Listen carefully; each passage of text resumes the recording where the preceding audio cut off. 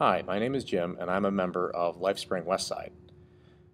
The reason I joined LifeSpring was because community.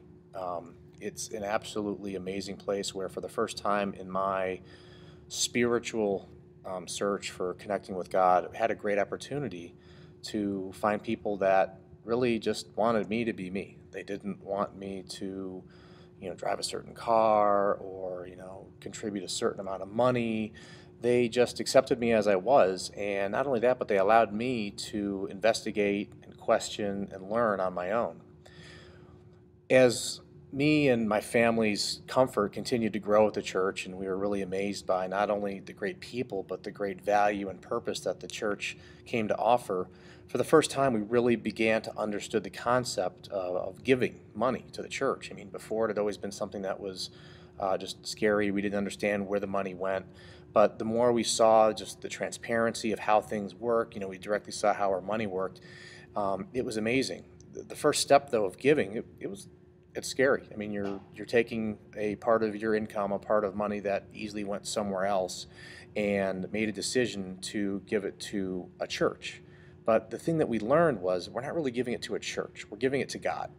And it just so happens that LifeSpring, in our eyes, was just the most effective vessel to share our money, to share our fortuitousness with others. And we decided to make a commitment to give over time. And what we've done is we've stuck to that commitment because, again, it's not necessarily a commitment to anyone else except our relationship with God. And this is a great way for us to support that. And especially recently and over the years, there have been times where we've hit some rough spots and we've sat down and we've looked at our finances. The game that I think almost everybody plays every now and then is, okay, what do we not pay or what do we try to put off? And time again, we've always made the election to stick with what we've committed to God. And sometimes we had no idea how that was going to work, and yet it still worked out.